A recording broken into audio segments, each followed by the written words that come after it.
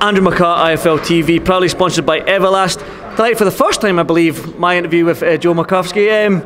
What a night it was tonight. We've seen a mature performance from Devin Haney tonight. We've seen that he's got a good chin. We've seen that he can weather some storms. But what's your thoughts on the fight itself? It was a great fight, cracking atmosphere. Small arena, obviously limits on crowd attendance here in Vegas, but I thought the people that were in made a lot of noise. It made for a great atmosphere. So yeah, great night of boxing, great main event. Great for Devin. Obviously the first major test, I think, of his career. We've obviously got a lot of sort of stock invested in Devin Haney. He's got a huge future, we hope, ahead of him, and tonight was a big test. So he's been calling for big fights for a while. Ever since we started working for him, he's been very clear that he wants to fight the big names. Tonight was the first opportunity he's had to do that. He did a great job. I thought for the first 9 rounds, he was exceptional. He obviously got caught in the 10th, I think, and that sort of saw him through to the end. Got through it well. But yeah, great fight, great for us on the back of another sort of great sort of run of events over the last 6-8 weeks.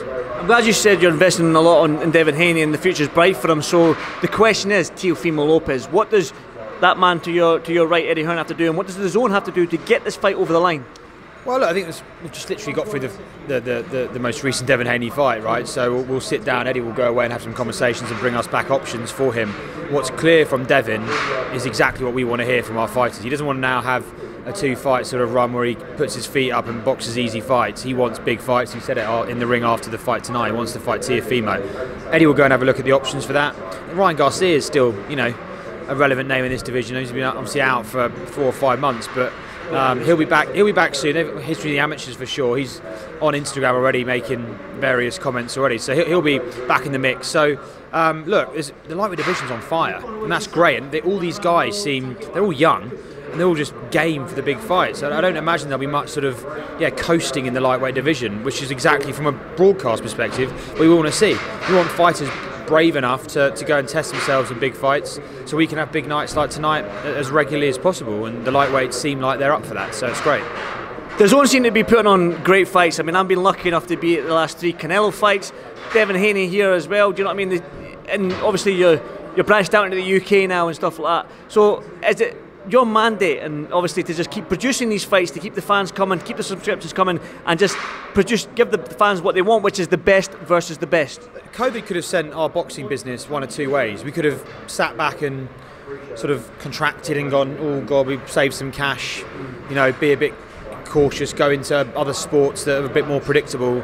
We've used the pandemic, working with Eddie and these guys in particular, really well to reset our boxing business and put on a schedule of events that is best in class, right? So we are very, very happy with where our boxing business is. The Canelo numbers and the sort of audience around it a month ago was unbelievable. That event, you were there, was just incredible. Felt like sort of COVID's over party, which obviously it's not in most parts of the world, but in the States it's starting to feel a bit like that. Tonight was another sort of step in the right direction on that front.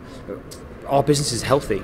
Our boxing business is healthy, and that's allowing us to be more ambitious with what we're planning. It's giving our promoters more freedom, Eddie in particular, and they're coming to us with options for great fights, because I think fighters have realised, and their management teams have realised, they're not going to get fights away in sort of just easy fights, coasting fights. No one wants to see that. So when we have options to put on great fights like those, like we have done in the last few weeks, and tonight, we're going to take that, and the brief's there to our promotional partners to go and do that, and Matchroom and Golden Boy are bringing us those fights, which makes for a very, very solid schedule. Any news on any further dates and shows? When can we hear from more shows being announced? I think in the next few weeks there'll be some announcements on various bits and pieces. Obviously we're focused now on, we've got a great fight in mid-June with Munguia.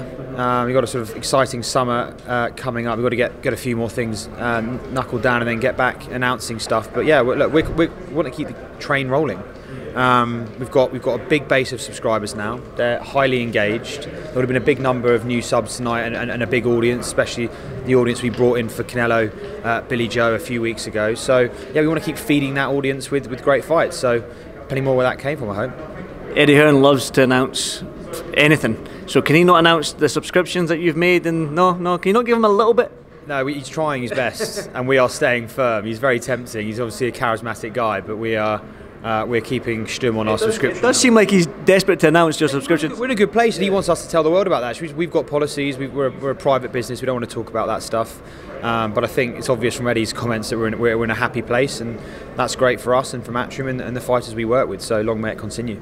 Definitely, long may it continue. Like I'm enjoying the Dazn'S shows. Like I say, it's always good, fan-friendly fights. So long may that continue as well, Joe. And absolute pleasure to talk to you on camera for the first time. Yeah, for sure. You going home now? Are you staying home Sunday? Yeah, I bet you're looking forward to that. Definitely. I miss my family, so I'm ready to just go home, see them, and no doubt I'll probably be out in the next couple of weeks again. But until then, I'm just going to go home, chill, relax, and actually, I'm missing them quite a lot, which is I never thought I would, but I'm missing them really, really a lot. You said it on camera now. You got it out of the way. You got there. Makes you look good. Yeah, there you go. Joe, thank you so much for doing this Fightful TV, and until the next time. Yeah, see you soon. Thanks. Thank you very much, Joe. Thank you.